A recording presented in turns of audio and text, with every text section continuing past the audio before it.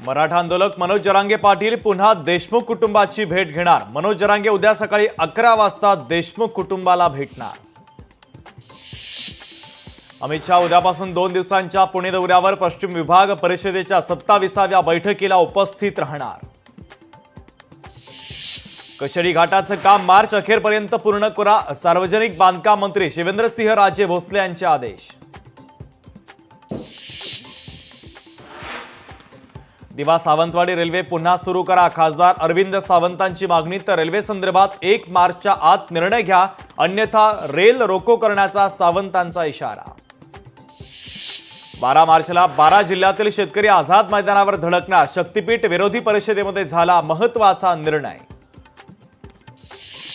हाय security number plate विरोधात मनसेची आक्रमक भूमिका, वाहनांसाठी उच्च सुरक्षा पाट्या नक्की कशासाठी, मनसेचा सवाल। मुख्यमंत्री देवेंद्र फडणवीसांना पत्र लिहित मनसेनं दर्शवला विरोध।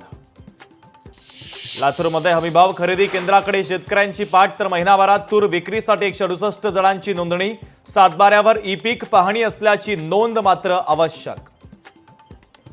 अमरावतीमधील कंत्राटदारांकडून आंदोलनाचा इशारा, शासकीय बांधकामांची 11,000 कोटी देयकं थकीत असल्यामुळे कंत्राटदार हतबल।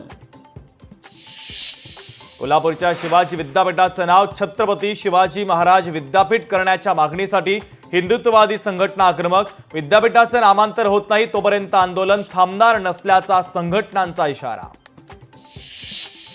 सिल्लोडमध्ये कृषी सहाय्यकाची कार्यालयात आत्महत्या, कृषी अधिकाऱ्यांच्या जाचाला कंटाळत आत्महत्या, सिल्लोड शहर पोलीस स्टेशनमध्ये गुन्हा दाखल। मुंबई गोवा महामार्गावर केमिकलची वाहतूक करणाऱ्या टँकरचा भीषण अपघात, अपघातानंतर टँकरमधील केमिकलची गळती, अपघातानंतर चालक मात्र टँकर सोडून पसार। गोरेगाव फिल्म सिटी परिसरामध्ये भीषण आग, सिलेंडरचा स्फोट झाल्यानं आगीत मोठ्या प्रमाणात घरं जळून खाक। भिवंडीतील पार्किंगमध्ये उभ्या असलेल्या दुचाकीला आग, आगीमध्ये 5 दुचाकी जळून खाक, शॉर्ट सर्किटमुळे आग लागल्याचा प्राथमिक अंदाज।